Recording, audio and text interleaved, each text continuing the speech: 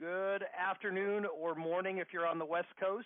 Today is May 26th, 2016, and this is Mastermind call number 76. Great turnout, and forgive me for saying this every 5 minutes, guys, but we really want your participation, so please hit *6 and hit 1 if you would like to actively participate in this call, and we will unmute you one person at a time. Get a little bit of background noise there. Is that you, Tom? It's gone now. We'll start with our CEO. Anything you want to share with the group, Tim? He's gone already. Sorry, bud. I was unmuting myself.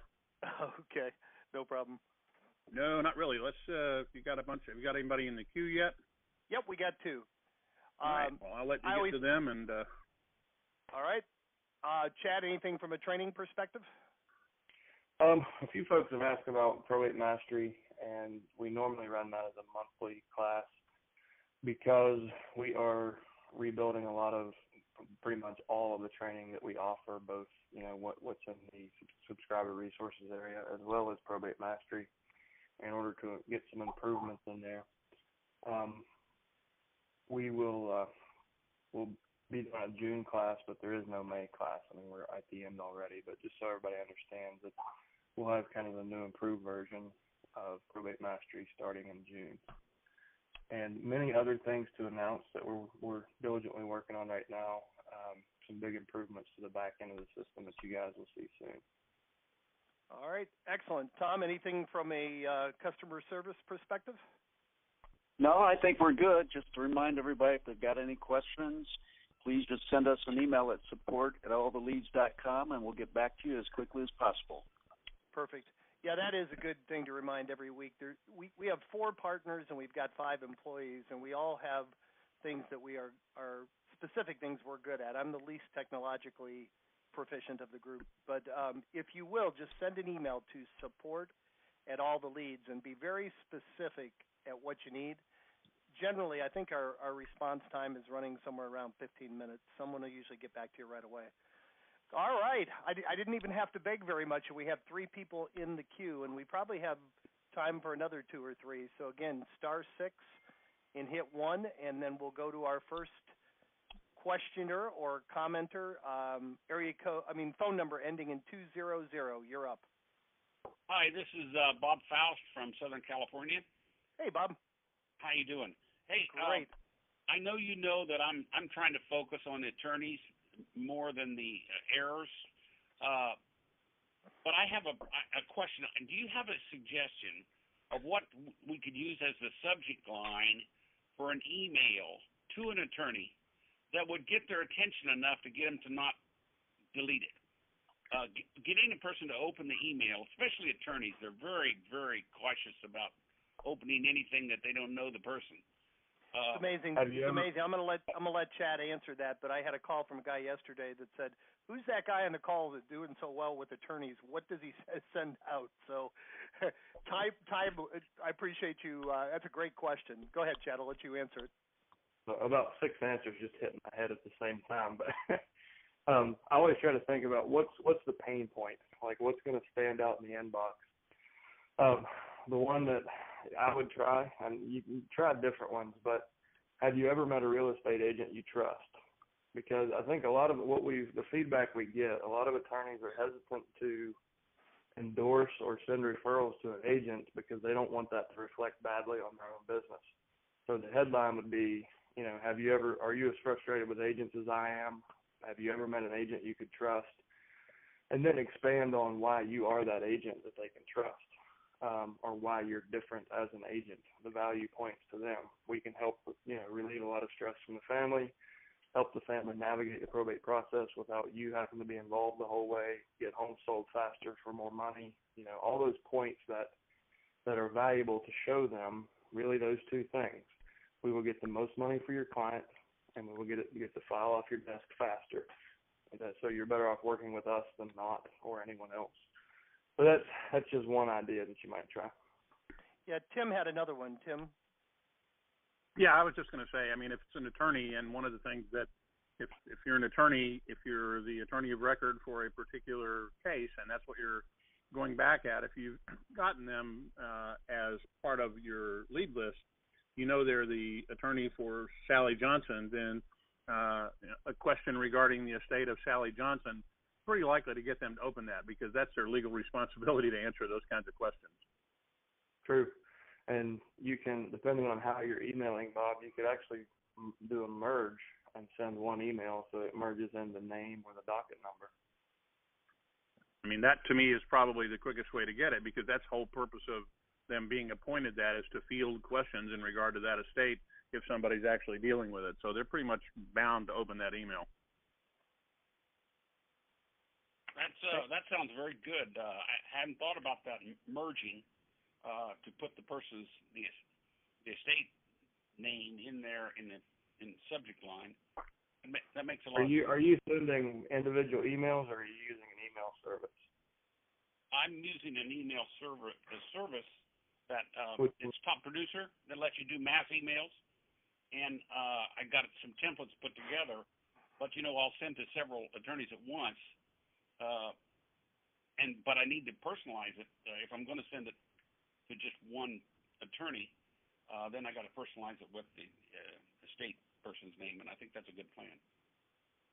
And Bob, that's a theme that comes up too. Agents ask me when I initially talk to them on sales calls, should I focus more on the executor or the attorney? And we believe the executor is the lower hanging fruit. I say get in touch with the executor, get the property listed, but then by all means call the attorney. And it's the same premise. If you call and you get the gatekeeper at the attorney's office, I'm calling, I represent, Bob and Sally Johnson. They asked me to contact Mr. Smith regarding the probate that he's handling for them. You're going to get right past the gatekeeper, and you're going to get to that attorney.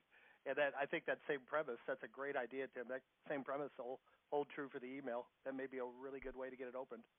Yeah, and I think, Bob, the other thing I would say is I think it's a really good, what you're doing is a really good idea, because you're in for the long haul doing it the way you're doing.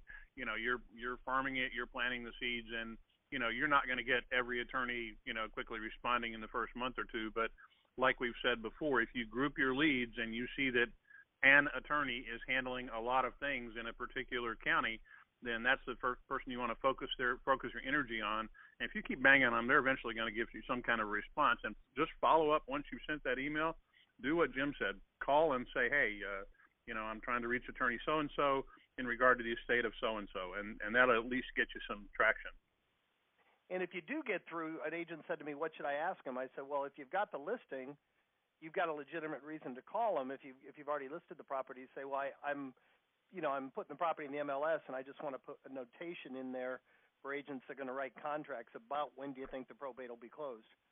Or when do you think the probate will be done? I mean, that's a really legitimate reason why you got to call the attorney and get information. And like Tim said, they're bound to respond. They really are if they're representing their client, diligently.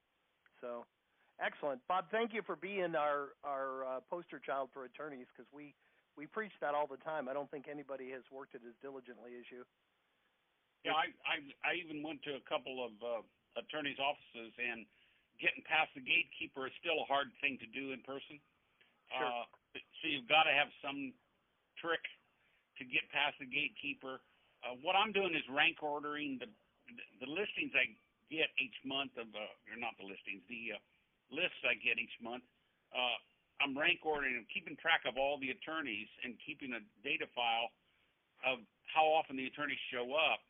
And then I'll have a rank ordering of the most used attorneys. And those are the ones whose office I should go to. Go Sure. there and see them, see the gatekeeper eyeball to eyeball, try to get to talk to at least one of the attorneys in that office eyeball to eyeball. And if you can get them to then hold on to your card or your flyer, they won't have anything right now, but it's down the road. And I think that's where, if we play this long game, I think we're going to all be better off. Well said. Take flowers, candy, and liquor. It'll always work. Chad took a bunch of Dunkin' Donuts coffees to his courthouse in Donuts. Yeah, if you've got an attorney that's doing 5 or 6 a month, or 10 or 20 a month in California, whatever you got to do to bribe his gatekeeper to get past him, do it. But I just add one other thing, and this is, we've heard this numerous times, and I know you've been on these calls as well, Bob, but we definitely hear from folks that they're literally building their probate business on the strength of those attorney relationships, and people are signing folks up and getting started by doing exactly that. They're going and making friends with the attorney and giving the attorney a reliable resource. And your whole value proposition with the attorney is, look at all the wonderful things I can do for your client, that your client's stumbling around trying to figure it out. Oftentimes the attorney isn't going to completely get paid until he can get that closed. And if real estate's the gate for getting that closed, you're helping him make money. And that's something real important to remember. If you've got a clean out crew, you've got an estate sale folks, those are the things that keep people from making a quick move. And sometimes that's all got to happen before that attorney's going to get all his money. So you're a big help to them. Excellent. We answer the question, Bob? Yeah, I think so. Got some good ideas. Homework assignment, go do it and report back to us next week, please. You can count on that. All right. Thank you, buddy. All right. Next up is the phone number ending in 3199. You're up. Yes, it's Jim Gilbert from Newport Richey, Florida. How you guys doing today? Doing great, Jim. Great, Bob. I just started my first round of phone calls from my first set of leads, and I started it last evening and actually took a tip from that university study, doing it between 4 and 6 o'clock, I believe it is, and I actually only reached about maybe I think 4 out of 20, but I do have one interested person, which he's out of state, and he's very interested in me doing something for him. And what I was doing, I was calling the ones that was local. And I got to thinking, after talking to the guy in Virginia, I think I'm making a mistake. I should be calling the ones that's out of state, because they're probably going to need my help more than anybody. So what do you think? Well, first of all, you should call them all. But go ahead. Yeah. No, that's what I was going to say. I mean, you definitely want to call them all, but if you were to put them in a priority list, I would start with the absentee, the out-of-state owners first, because they probably are going to sell faster, and they are they need you more than an in-town heir would. And I've shared with so many. I would still call everybody else. Yeah. My own experience, I tested this for 6 months. In 6 months, I took 14 listings. I went on one appointment. What I loved about it is quickest listing appointment you'll ever be on if you don't have to actually go. It's just a 10-minute phone conversation, or however long it takes. Email off the paperwork and wait for it to come back. Go out with a lockbox on the door, price it right, and it sells. So not only the motivation is higher, but just the efficiency of the process is so much higher when they're not local. Well, it's also important to realize that in a lot of cases, one of the things that they're answering to may be the other heirs. There may be, 4 kids in a family, and poor Billy Bob in Virginia is the guy who is the personal rep and showing progress to people, just like Jim said. If you can quickly get it in the MLS, he can say to his brothers and sisters, well, I've already got it online, it's already listed, and I'm working with a realtor down there. Well, that's great progress, makes everybody happy, and that's something you can help with. So that's a very good point. That out-of-state owner is probably the top of your list if you're trying to sort rank your list. Okay. Excellent. And if their name is Billy Bob, they're out of state, because everybody in Virginia is named Billy Bob. They're William Robert up there. Exactly. Tennessee. Exactly. Right. Okay. All right, sir. Did we answer your question? Yeah. I've just Jim? Had a little trouble getting started. Hadn't done a lot of phone calls here lately, and I got warmed up pretty good. Well, it sounds like your conversion rate is good. So far is about 25%. That's not too bad. Yeah, that's pretty good. Not too bad. Okay. We expect a testimonial that you got that listing. Please come on next week and let us know. Okay. All right. Thank you, Jim. Appreciate it. All right.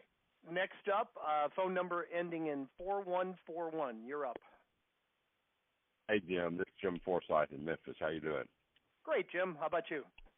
Good. Well, I got 2 quick questions. One, Chad sent out an email yesterday and every time I click on it, it pops it from my inbox into my junk mail. And it's my problem, not Chad's. I just wondered if Chad could resend that email to me. And maybe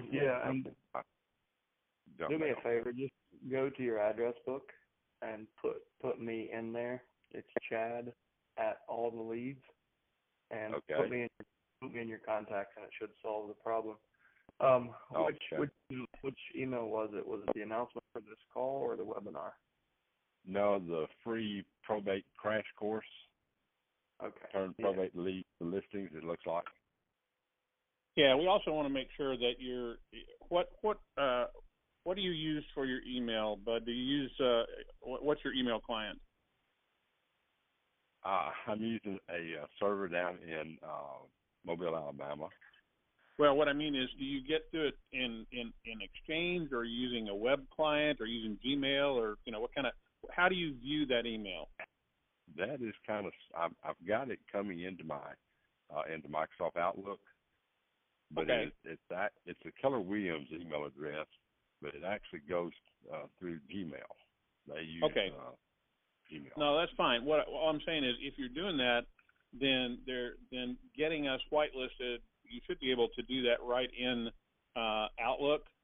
And if you do it in Outlook, you can whitelist anything from alltheleads.com, because just getting Chad is going to eliminate the ability to, if you just put him in there, you'll miss our customer support ones as well, and any of the communication that we have. So I'd rather you try and go in and whitelist the whole thing. Just go into Outlook and help and type whitelist, and it'll help you do that. Okay. I'm writing that down. All right. And you said you had another question, Jim? Yes. I have had a number of things going on, and I've got my second round of leads, but I haven't been able to get to the first round. I sent the first letter out. Should I send my second letter out before I start making contacts, or just make the contacts first and then send the second letter out? Well, that's kind of a catch-22 question. You definitely need to start following up with the first ones you've done without any question. And our recommended frequency is to pop 3 letters out, and you already know that. But what do you think how long do you think it's going to take you to get through making your first round of phone calls? Probably the first part of next week. Okay. You're gonna not get them all when you do that, so you might as well go ahead and get your second letter out. That way, when you are following up, you're following up on, the more they hear from you, the better off you're going to be. So. Yeah, I was going to say the same thing. Always, in my opinion, always err on the side of taking action, because, who knows if one or more of those in the second group, you're not even going to have to call them. They're going to call you back as soon as they get the letter and say, I'm ready to list. And you don't want to miss that opportunity. Right. Okay, so you're saying go ahead and send this letter on the second group, and then follow up all of them. What about the second letter? Well, don't wait to follow up. Just go ahead and. Are you doing the mailing yourself, or you having us do it for you? How are you doing that? No, I did it myself the first time. Yes. Okay, that's fine. Just I wouldn't wait to make the phone calls to get it out, but you really just need to do both of them. You need to. Okay. You got to get those phone calls made. If you can't get in touch with them, nothing's going to happen. Well, my real thought was, do I send on the first group that I got, the first month, I sent that first letter out. Now, should I go ahead and just start making phone calls off the first letter that's 3 weeks old, or do I send the second letter to that first group out and then make calls after they've gotten the second letter? Go ahead and start making the phone calls. You should do that. Okay. If you send it out, you should have been making phone calls, and I'm not trying to lecture you, but I'm just giving you the right answer. You should have started making phone calls 3-4 days after those letters hit the post office. Correct. And so the answer is they're getting old, and they'll forget about you if you don't follow up on them. And Jim, if they get the second letter before you make your first call, it's okay. Hopefully you'll be even that much fresher in their minds if they get another letter from you. But absolutely. Yeah. I thought I'd go ahead and do the second letter, and then follow that up with the phone calls as well. Yep. And absolutely. Try to be better on the second group than I was on the first. Well, if you don't, we'll yell at you again. So you know how that'll work. Hey, that's all right. All right, thank you, Jim. We have one more question. We probably have time for. Oh, thank you. Yeah, we probably have time for one or two more. Guys, so again, *6 and then hit 1. And I'm going to go ahead and go to the next person, phone number ending in 4418. You're up. Hi, this is Pearl with Volusia Realty, and I work in Volusia County, Florida. How are you? Hey, great, Pearl. It's Florida Day here on our call. Everybody's from Florida. Yes. Yeah, the last call, you were begging for phone calls. Yep. I am new. I received my first list the 15th of the month. And let me tell you that I do have one suggestion for the gentleman that called in for California regarding the attorney letters. Something that worked well for me is in the subject line, I put regarding docket number, blah, blah, blah. So I put the document number in there. I already received a call from an assistant for the attorney, and we have a phone interview this afternoon. And then I already received, what happened was the second attorney contacted the personal rep and then had the personal rep contact me directly. That one's not going anywhere because they already have a realtor. But I wanted to let you know what I've been experiencing, and maybe you guys have some suggestions for me. I started to make all of my phone calls shortly after the letters were sent out. So I had the letters mailed from you guys, and once I got my copy in the mail, I knew that the letters pretty much were set. And that's how quickly I jumped on it. But there was a huge percent of those people that I was contacting that has already have their homes listed, or they're already in touch with a realtor sitting on contracts waiting to sign.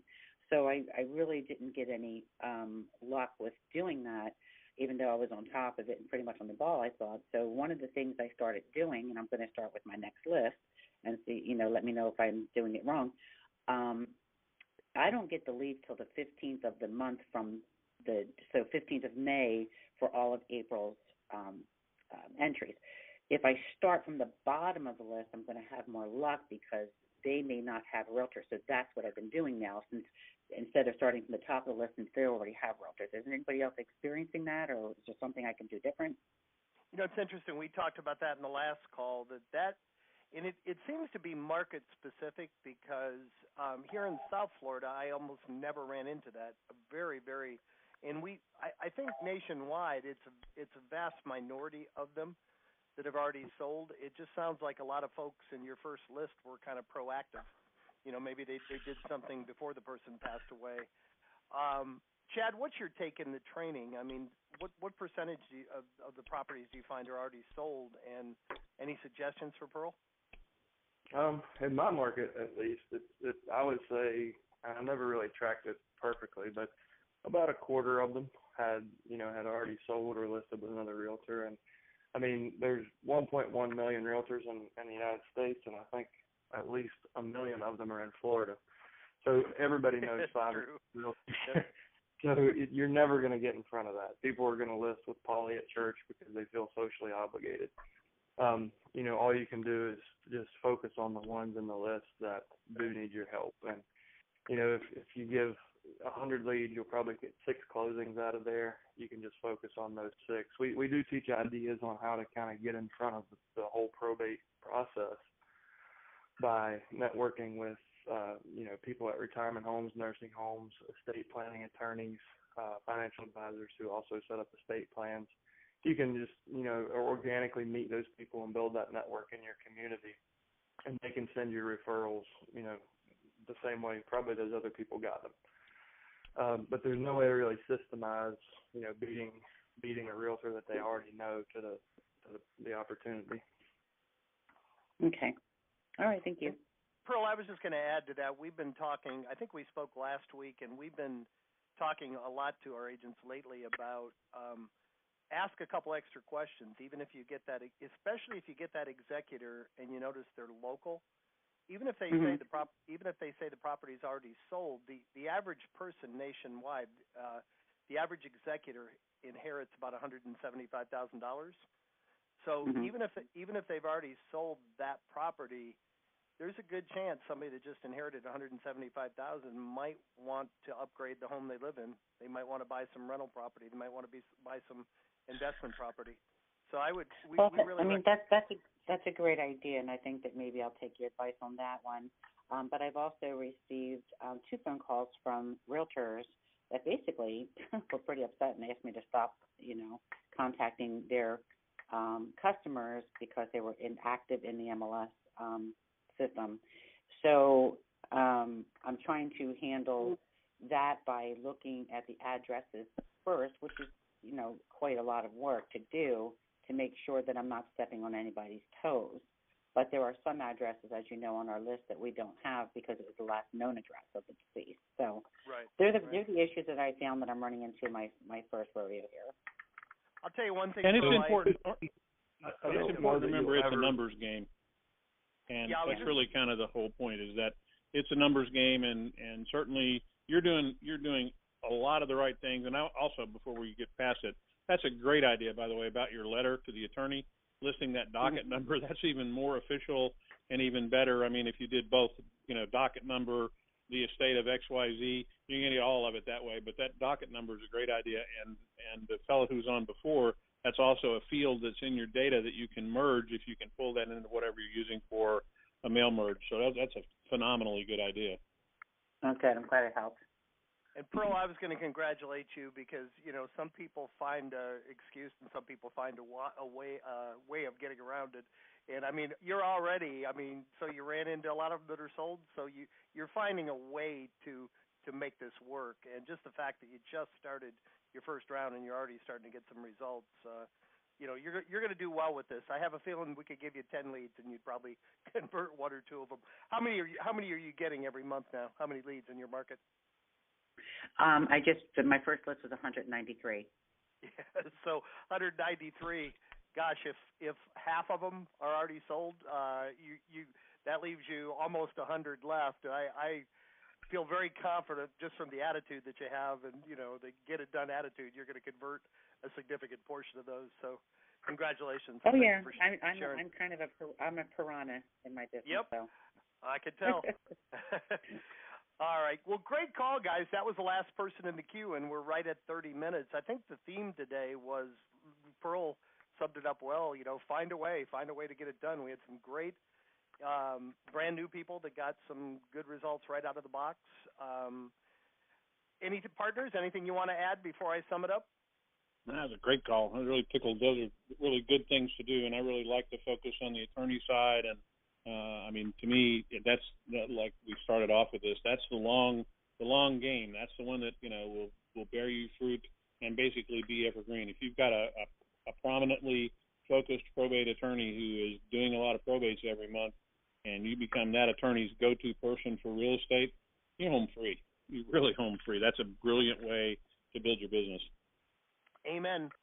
Well, thank you, guys. I tell you, this is a highlight of my week. It's a privilege and an honor to get to talk to a group like this every week. And I always end these calls by challenging everybody. Take one idea, one thought, one thing that inspired you from this call. Go out and put it into action. And please come back next Thursday and let us know how you did. Make it a great week, guys. We'll talk to you next Thursday. Take care. Thank you.